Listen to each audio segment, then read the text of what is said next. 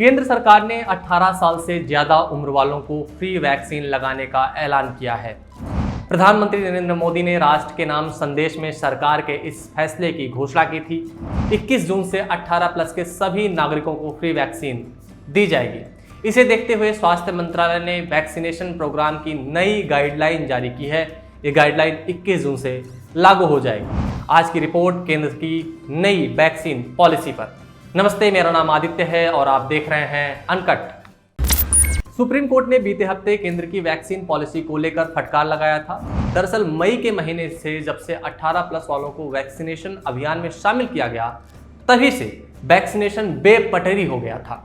कांग्रेस समेत कई विपक्षी पार्टियां इसे लेकर केंद्र की मोदी सरकार की आलोचना कर रही थी और कई दिनों से एक कारगर वैक्सीन पॉलिसी की मांग उठ रही थी। वैक्सीन का मिसमैनेजमेंट इस कदर हो रहा था कि महाराष्ट्र समेत कई राज्य सरकारों ने 18 प्लस वैक्सीनेशन ही बंद कर दिया था। मई के महीने में वैक्सीनेशन का औसत अप्रैल से भी कम हो गया था। इन सभी समस्याओं के बीच केंद्र सरकार को वैक्सीन पॉलिसी बदलनी पड़ी। प्रधानमंत्री ने राष्ट्र के नाम अपने संबोधन में नई वैक्सीन पॉलिसी का ऐलान किया है, जो 21 जून से लागू होने जा रही है। 21 जून से लागू होने वाली नई वैक्सीन पॉलिसी के मुताबिक राज्यों को उनकी जनसंख्या, कोरोना केस और वैक्सीनेशन के रफ्तार के आधार पर केंद्र वैक्सीन सप्लाई करेगा। इसके साथ ही केंद्र ने राज्यों को चेतावनी भी दी है कि वैक्सीन का वेस्टेज होने पर सप्लाई में कमी की जा सकती है। यानी राज्यों को ज़्यादा वैक्सीन डोज पाने के लिए कम से कम वेस्टेज करते हुए ज़्यादा रफ्तार से वैक्सीनेशन करना होगा।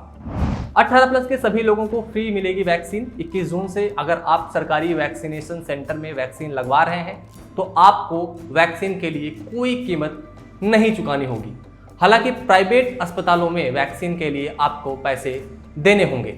अब सवाल है कि प्राइवेट हॉस्पिटल्स में वैक्सीन की क्या कीमत होगी। प्राइवेट हॉस्पिटल्स में अलग अलग वैक्सीन की अलग अलग कीमत होगी। स्वास्थ्य मंत्रालय के मुताबिक प्राइवेट हॉस्पिटल्स में कोविशील्ड 780 रुपये में मिलेगी।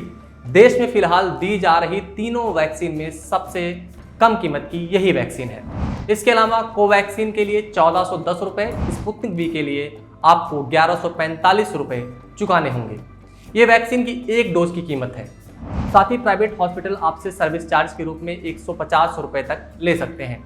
एक सवाल ये भी है कि क्या अभी भी किसी ग्रुप को प्रायोरिटी के आधार पर वैक्सीन दी जाएगी।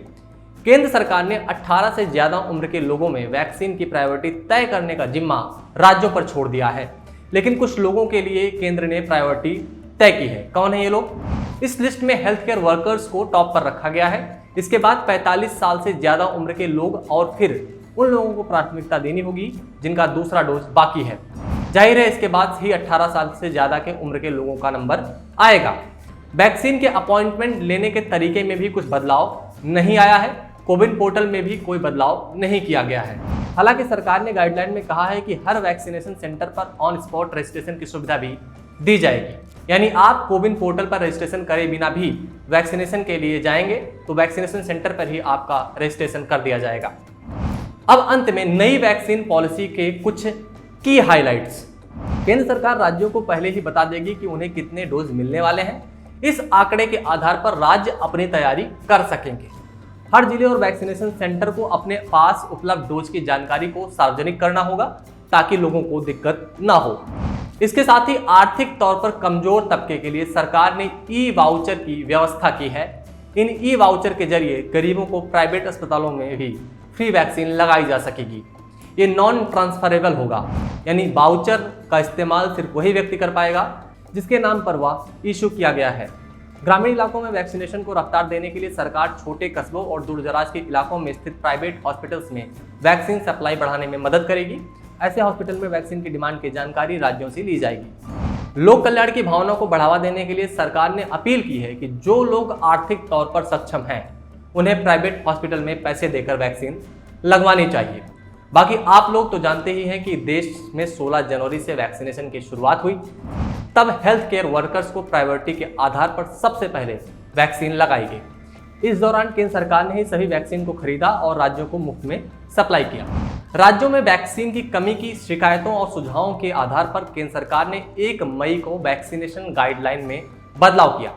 तब ये नए नियम बनाए गए कि 50% डोज केंद्र सरकार खरीदकर राज्यों को फ्री में देगी। बची हुई 50% डोज वैक्सीन राज्य और प्राइवेट हॉस्पिटल खरीदेंगे।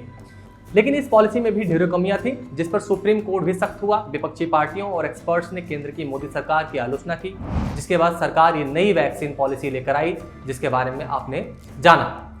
अब आखिरी में हमारी यानी अनकट की आपसे अपील। हमारी पूरी टीम ने वैक्सीन लगवा लिया है।